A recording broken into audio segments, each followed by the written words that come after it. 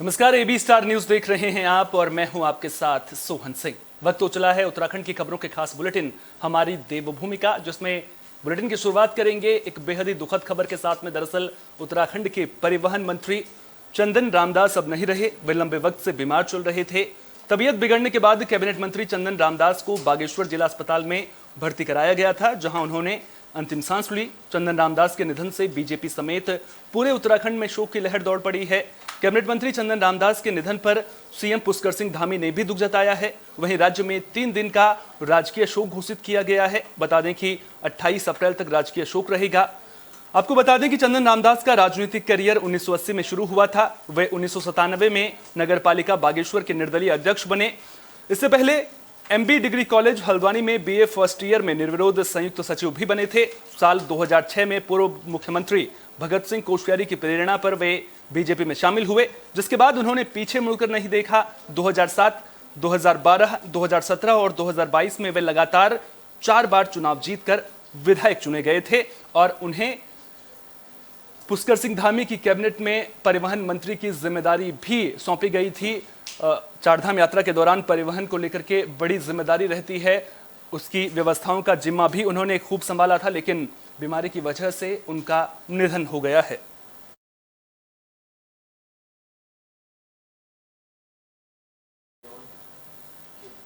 उत्तराखंड में चारधाम यात्रा शुरू हो गई है, लेकिन चारधाम यात्रा को लेकर सियासत भी खूब देखने को मिल रही है। दरअसल यात्रा शुरू होने से पहले ही केदारनाथ में बड़ा हादसा हो गया था। हेलीकॉप्टर की चपेट में आने से एक युवक की मौत हो गई थी। अखिल भारतीय अखाड़ा परिषद के अध्यक्ष महंत रविंद्रपुरी ने इसे बड़ा संकेत मानते हुए सरकार को सचेत किया है। उन्होंने कहा कि यात्रा से पहले हादसे से सरकार को सबक लेना चाहिए। चारधाम यात्रा को लेकर विशेष सावधानी बरतने की जरूरत है। वहीं दूसरी ओर चारधाम यात्रा को लेकर सियासत भी खूब देखने को मिल रही है। कांग्रेस के वरिष्ठ नेता हरक सिंह रावत ने व्यवस्थाओं को लेकर सरकार पर सवाल खड़े किए हैं। वहीं बीजेपी सांसद रमेश पोखरियाल निशंक ने चारधाम यात्रा की व्यवस्थाओं को लेकर राज्य सरकार की तारीफ की है। की चारधाम यात्रा शुरू हो गई है। मुझे लगता है कि शायद इस समय जो परिस्थिति है, पीछे के सारे रिकॉर्ड तोड़ने की स्थिति है। लोगों में बहुत रुचि है।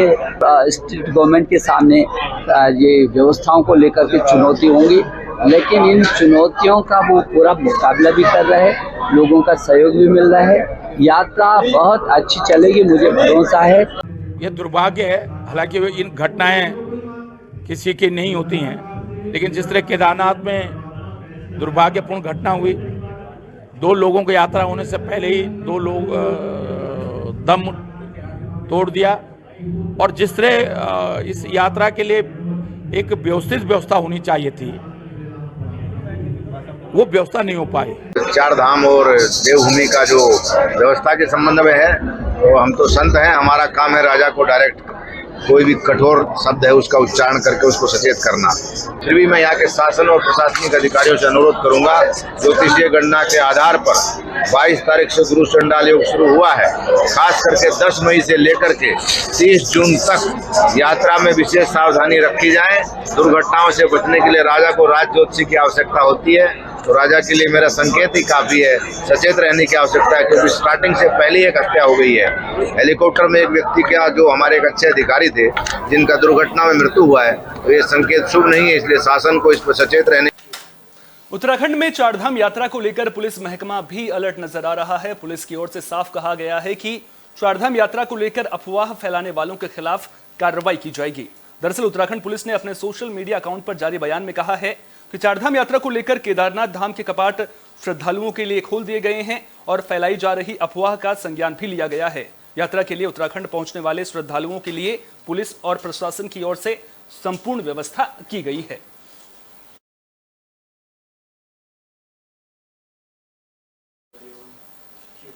चारधाम यात्रा को लेकर पुलिस और प्रशासन के साथ साथ अब एसडीआरएफ ने भी कमर कस ली है। आपको बता दें कि एसडीआरएफ को 22 संवेदनशील जगहों पर तैनात किया गया है। एसडीआरएफ की टीम यहां एक और दर्शन करने आए श्रद्धालुओं के अस्वस्थ या चोटिल होने पर उन्हें प्राथमिक उपचार के बाद अस्पताल पहुंचा रही है। इसके अलावा स्वास्थ्य संबंधी परेशानी और सांस लेने में तकलीफ होने पर ऑक्सीजन भी उपलब्ध करवाई जा रही है। साथ ही यात्रा के लिए पहुंचे बुजुर्ग, महिलाओं, दिव्यांगों और बच्चों को सुगमता से दर्शन कराने में भी सहयोग किया जा रहा है। इसके अलावा भीड़ को सुव्यवस्थित करने और नियंत्रित करने में भी अहम भूमिका निभाई जा रही है।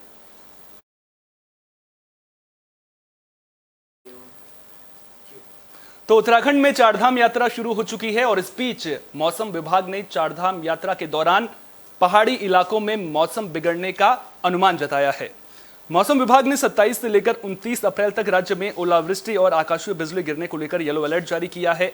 मौसम विज्ञान केंद्र देहरादून की माने तो उत्तरकाशी, रुद्रप्रयाग, चमोली, बागेश्वर और पिथौरागढ़ जिले में कहीं कहीं हल्की बारिश हो सकती है। इसके अलावा 3500 मीटर से ज्यादा ऊंचाई वाले इलाकों में बर्फबारी के आसार हैं।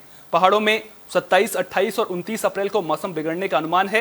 हालांकि मैदानी इलाकों में मौसम साफ रहने की संभावना जताई गई है। से लेकर के अगले 3-4 दिनों में खास करके 27-28 तक जो है उत्तराखंड में पर्वतीय क्षेत्रों में हल्की वर्षा और बर्फबारी और साथ ही जो है थंडरस्टॉर्म एक्टिविटी मिलने की संभावना है। इसमें भी विशेषकर जो उत्तरकाशी, चमोली, रुद्रप्रयाग, पिथौरागढ़, बागेश्वर जनपद है, इनमें जो है अगले 4-5 दिनों में जो है कहीं कहीं हल्की जो है वर्षा और गरज चमक के साथ वर्षा मिलने की संभावना है। और जो चारधाम लोकेशन की बात करें, जो अधिक ऊंचाई वाले क्षेत्र हैं, वहाँ पर जो है बर्फबारी भी जो 3500 मीटर या उससे अधिक ऊंचाई वाले क्षेत्र हैं, वहाँ पर बर्फबारी भी मिलने की। यूपी के प्रयागराज में हुई अतीक और अशरफ की हत्या को लेकर उत्तराखंड में भी सियासत फिलहाल थमती हुई नजर नहीं आ रही है। जहां विपक्ष की ओर से हत्याकांड को लेकर सवाल खड़े किए जा रहे हैं, वहीं दूसरी ओर बीजेपी की राज्यसभा सांसद डॉक्टर कल्पना सैनी का कहना है कि योगी सरकार अपराध के खिलाफ जीरो टॉलरेंस की नीति पर कायम है।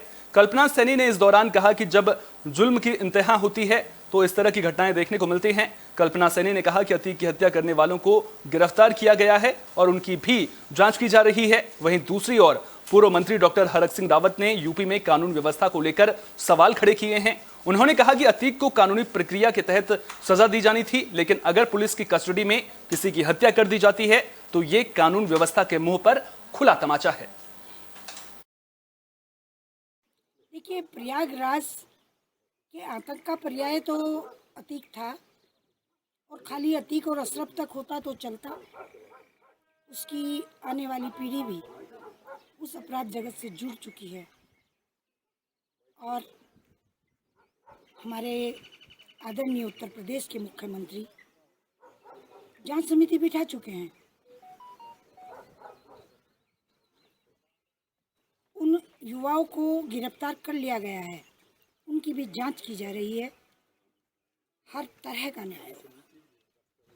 देखिए, ये वो माफिया था, इस पर कोई दो राय नहीं है। उसको कानून सजा दे, कानून उसके लिए काम करे, इस पर कोई दो राय नहीं है।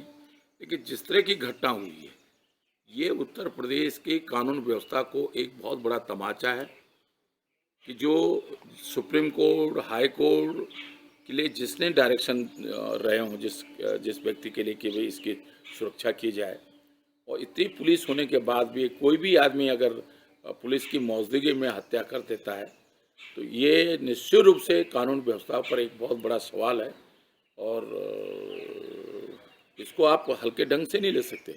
धर्म के नाम पर या अपराधी के नाम पर अगर कोई राजनीतिक, थोड़ी देर के लिए मैं सोचता हूँ कि वो अपराधी नहीं होता, माफिया नहीं होता या किसी धर्म विशेष का नहीं होता। सीएम पुष्कर सिंह धामी ने अल्मोड़ा में कई कार्यक्रमों में शिरकत की। इस दौरान उन्होंने कई विकास कार्यों की सौगात भी दी है। विकास कार्यों की सौगात देते हुए सीएम धामी ने उम्मीद जताई कि इन योजनाओं से अल्मोड़ा को नया आयाम मिलेगा, साथ ही योजनाओं का फायदा जनता तक पहुंच सकेगा। पलायन को लेकर भी सीएम पुष्कर सिंह धामी ने बड़ा दावा किया है। उन्होंने कहा कि उत्तराखंड में पलायन कम हुआ है और सरकार महिला समूह के साथ ही छोटे और मध्यम उद्यमियों को प्रोत्साहित करने के लिए कई योजनाएं चला रही है। सरकार लोगों को स्वरोजगार से जोड़ने की दिशा में काम कर रही है और इससे पलायन को रोकने में मदद मिल रही है। उन्होंने कहा कि सरकार का फोकस रिवर्स पलायन पर है। पलायन को लेकर हमारा पलायन रोकथाम आयोग काम कर रहा है और इस दौरान जो रिपोर्ट भी आई है तो इन वर्षों में पलायन कम हुआ है। उसके लिए हम लोगों ने स्वरोजगार को अपनाया है, जहाँ कीवी मिशन, स्टार्टअप, छोटे उद्यमी, उन सबको प्रोत्साहित करने के लिए अनेकों योजनाएं हम लोग बना रहे हैं और उनके कारण से निकट भविष्य में पलायन रुकेगा और लोग रोजगार से स्वरोजगार दोनों को निश्चित रूप से पूरे अल्मोड़ा समेत समूचे उत्तराखंड के अंदर जो पलायन की स्थिति है उसको रोकने के लिए और उस पर कहीं न कहीं लोगों का रिवर्स पलायन हो, उसके लिए हम लोग काम कर रहे हैं। पलायन को बैसाख का महीना हमारा उत्तराखंड के लिए पलायन बेहद खास रहता है। दरअसल बैसाख के महीने में उत्तराखंड के कुमाऊं और गढ़वाल दोनों मंडलों में मेलों का आयोजन किया जाता है, जिसे स्थानीय भाषा में थौल कहते हैं। इन मेलों का आयोजन तारीखों के आधार पर नहीं बल्कि हिंदी पंचांग के आधार पर किया जाता है। ऐसे ही 12 गते बैसाख के दिन गजा में मेले का आयोजन किया गया। दूर दूर के गांवों से लोग मेले में पहुंचकर अपने रिश्तेदारों से मुलाकात करते नजर आए। गजा के मेले के दौरान व्यापारियों और दुकानदारों ने ऋषिकेश, नई टिहरी, चंबा और देवप्रयाग से आकर गजा में अपनी दुकान सजाई थी। मेला देखने पहुंचे थौलेर रंग बिरंगी पोशाकों में पहुंचे। गजा के मेले में महिलाओं की संख्या लोगों के मुकाबले कई गुना ज्यादा नजर आई। गजा के मेले की रौनक देखते ही बन रही थी। वहीं इस दौरान युवाओं में नशे की बढ़ती लत को देखते हुए राजकीय इंटर कॉलेज पोखरी के छात्रों की सराहनीय पहल भी देखने को मिली। पोखरी के एनएसएस के बच्चे हाथों में स्लोगन लिखी तख्तियां लेकर लोगों को नशे के खिलाफ जागरूक करते नजर आए। मेले में पहुंचे लोगों ने भी बच्चों के नशा मुक्ति अभियान की जमकर तारीफ की और कहा कि इस तरह के कार्यक्रमों को चलाए जाने की आवश्यकता है ताकि युवा गलत रास्ते पर न जाएं। योजना की तरफ से हमारे विद्यालय द्वारा गजा मेले के अवसर पर नशा मुक्ति कार्यक्रम के अंतर्गत रैली निकाली गई, जिसमें हमने लोगों को नशे से दूर रहने के सुझाव दिया, लोगों को नशा मुक्ति के बारे में जागरूक किया। उसके पश्चात हम गजा पुलिस चौकी में गए, जहां पुलिस अधिकारियों ने हमें नशे से दूर रहने के और लोगों को इसके प्रति जागरूक करने के उपाय बताए। आज राजकीय महाविद्यालय पोखरी की एनएसएस इकाई द्वारा एक नशा मुक्ति जन जागरूकता अभियान चलाया गया, जो गजा में होने वाले मेले को ध्यान में रखकर, क्योंकि वहाँ पर आने वाले लोगों की संख्या ज़्यादा है, युवाओं की संख्या ज़्यादा है, उनके बीच में हमने रैली निकाली, उनको जागरूक किया और हमने उनसे सहयोग मांगा कि इस नशा मुक्ति अभियान में हमारा सहयोग करें और यथासंभव प्रयास करें कि नशा हमारे क्षेत्र में ना हो, ताकि 2025 तक हमारा उत्तराखंड नशा मुक्त हो सके। देखो, बहुत ही सराहनीय कार्य है और ऐसे कार्यक्रम चलते रहने चाहिए सब जगह। नशा मुक्ति केवल सभी का काम है, समाज के लिए सभी को करना चाहिए। हम भी अलर्ट रहते हैं, हमारे भी प्रयास रहते हैं कि नशा मुक्ति की ओर अभियान चलाया जाए, काम चले। अधिकारी द्वारा अभियान चला के बीच बीच में इसके चलाए जाते हैं, जागरूकता अभियान चलाए जाते हैं, लेकिन कॉलेज की तरफ से चलाया गया है। हमें बहुत अच्छा लगा देख के ना कि पब्लिक जागरूक है, पब्लिक अवेयर है और टीचर्स लोग अवेयर हैं इस ओर नशा मुक्ति को लेकर। बहुत ही सराहनीय कार्य है, बहुत ही अच्छा लगा। चलते रहना चाहिए ऐसे कार्य, सबको करना चाहिए समाज में। एक और बच्चे मेले में युवाओं को नशे के खिलाफ जागरूक करते नजर आ रहे हैं। वहीं दूसरी ओर पौड़ी से जो खबर सामने आ रही है वो शिक्षा व्यवस्था को लेकर सवाल खड़ी करती हुई नजर आ रही है। दरअसल पौड़ी जिले में सरकारी शिक्षक के नशे में धुत होकर स्कूल पहुंचने का मामला सामने आया है। शिक्षक का वीडियो सोशल मीडिया पर वायरल होने के बाद शिक्षा विभाग को भी शर्मसार होना पड़ा है। मुख्य शिक्षा अधिकारी आनंद भारद्वाज ने भी वायरल वीडियो की पुष्टि कर दी है। वीडियो चौबट्टाखाल विधानसभा के बिरोखाल ब्लॉक का बताया जा रहा है, जहां राजकीय उच्चतर माध्यमिक विद्यालय घोड़ापाला मल्ला में पीटी टीचर कल्पेंद्र राणा नशे में चूर नजर आए। हैरान करने वाली बात यह है कि इनकी जिम्मेदारी बच्चों को व्यायाम सिखाने की है ताकि बच्चे फिट रह सकें, लेकिन अगर शिक्षक खुद नशे में चूर होकर स्कूल पहुंचेगा तो बच्चों को क्या सिखाएगा, यह सोचने वाली बात है। आरोप है कि शराब पीकर स्कूल पहुंचने के बाद कल्पेंद्र राणा ने स्कूल ऑफिस में स्टाफ के साथ भी अभद्रता की। मुख्य शिक्षा अधिकारी ने बताया कि शराबी शिक्षक के खिलाफ पहले भी कार्रवाई की जा चुकी है और 2 बार शिक्षक को इसी वजह से निलंबित भी किया जा चुका है, लेकिन इसके बावजूद शिक्षक के नशे में धुत होकर स्कूल पहुंचने का मामला सामने आ रहा है। मामले की जांच बिरोखाल के खंड शिक्षा अधिकारी को सौंप दी गई है। गढ़वाल मंडल के माध्यमिक शिक्षा के अपर निदेशक महावीर बिष्ट को भी मामले की जानकारी दे दी गई है। जांच के बाद मामले में कार्रवाई का आश्वासन दिया जाएगा। शिक्षा व्यवस्था को लेकर के सरकार की ओर से तमाम दावे किए जाते हैं, तमाम वादे किए जाते हैं। पलायन का जो एक मुख्य कारण है वो शिक्षा व्यवस्था बेहतर ना होना भी बताया जाता है, लेकिन अगर शिक्षक इस तरह से स्कूल में शराब पी करके आएंगे तो फिर कहीं ना कहीं शिक्षा व्यवस्था को लेकर के सवाल उठेंगे। उम्मीद करेंगे कि इस मामले में प्रशासन की ओर से सख्त कार्रवाई देखने को मिलेगी ताकि बच्चों का भविष्य सुरक्षित हाथों में हो। नमस्कार, मैं नरेंद्र सिंह रावत, ग्राम प्रधान घोड़पाला मल्ला। कल राजकीय उच्चतम माध्यमिक विद्यालय घोड़पाला मल्ला में व्यायाम टीचर श्री कल्पेंद्र राणा जी को शराब के नशे में देखते हुए अत्यंत खेद का विषय है और बहुत बड़ी दुख की बात है कि एक शिक्षक को यह शोभा नहीं देता है कि ड्यूटी टाइम पे स्कूल में शराब पीकर नशे की हालत में रहना। मैं प्रशासन से ही मांग करूंगा कि व्यायाम टीचर कल्पेंद्र राणा जी पर जल्द से जल्द कार्रवाई हो और राजकीय उच्चतम माध्यमिक विद्यालय घोड़पाला मल्ला से अन्य स्थान पर उनको नियुक्त किया जाए। समस्त अभिभावकों द्वारा बीओ कार्यालय को 15 दिन की मोहलत दी गई है कि 15 दिन के अंदर अंदर यदि कल्पेंद्र राणा पे कार्रवाई नहीं की गई तो 15 दिनों के बाद समस्त अभिभावक अपने बच्चों की टीसी राजकीय उच्चतम माध्यमिक विद्यालय घोड़पाला मल्ला से किसी दूसरे स्कूल में शिफ्ट कर दिए जाएंगे, जिसके जिम्मेदार समस्त शिक्षा विभाग रहेगा। और मैं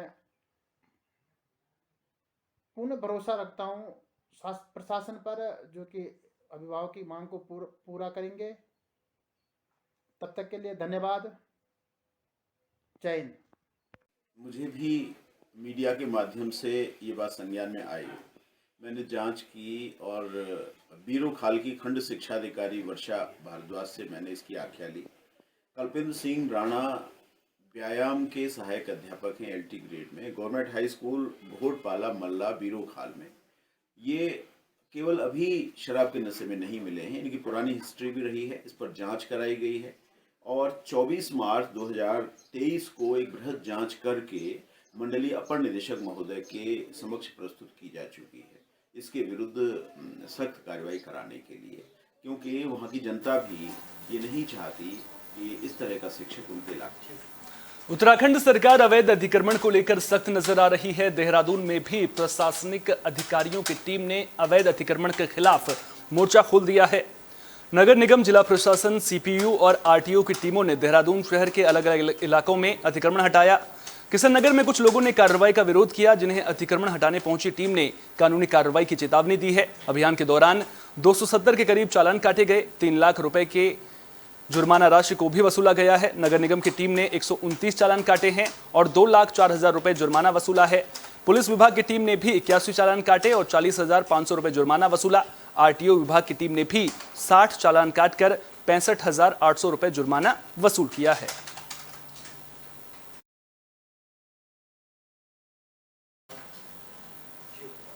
उत्तरकाशी में अवैध शराब की बिक्री को लेकर प्रशासन गंभीर नजर आ रहा है। दरअसल अवैध शराब की बिक्री को लेकर प्रशासन की टीम ने एक होटल में छापेमारी की। इस दौरान SP, उपजिलाधिकारी और पुलिस उपाधीक्षक भी मौजूद रहे। छापेमारी के दौरान होटल से करीब 23 पेटी अंग्रेजी शराब और 10 पेटी बियर बरामद की गई है। होटल मालिक हेमराज बिष्ट के खिलाफ कोतवाली मनेरी में मामला दर्ज कर लिया गया है। जैसा कि आप सभी अवगत हैं कि 22 अप्रैल से चारधाम यात्रा स्टार्ट हो गई है और जैसा कि सरकार, शासन, प्रशासन सभी की ये मंशा है कि जो चारधाम यात्रा मार्गों पर जो अवैध शराब, मांस, इन सब की दुकानों पे का थोड़ा हमको कंट्रोल करना है। कुछ टाइम से काफ़ी शिकायतें आ रही थी कि उत्तरकाशी में चारधाम यात्रा मार्ग पे अवैध शराब की बिक्री हो रही है। तो हमने एक स्पेशल टीम बनाई और इसी स्पेशल टीम ने कल रात में 9 बजे होटल श्री काशी विश्वनाथ है, जो कि ये थाना मनेरी क्षेत्र में एक गणेशपुर है, वहाँ पे जब दबिश दी गई तो हमको यहाँ पे 23 पेटी अवैध अंग्रेजी शराब और वह 10 पेटी बियर की बरामद की गई। इस बरामदगी के आधार पर होटल मालिक जो है, इसका नाम हेमराज बिष्ट है, इसके खिलाफ कोतवाली मनेरी में 60 आबकारी 60 एक्साइज एक्ट में मुकदमा पंजीकृत किया। उत्तराखंड की खबरों की खास बुलेटिन हमारी देवभूमि में फिलहाल के लिए इतना ही। देश दुनिया की तमाम अहम खबरों के लिए बने रहिए AB स्टार न्यूज के साथ। फिलहाल दीजिए इजाजत। नमस्कार।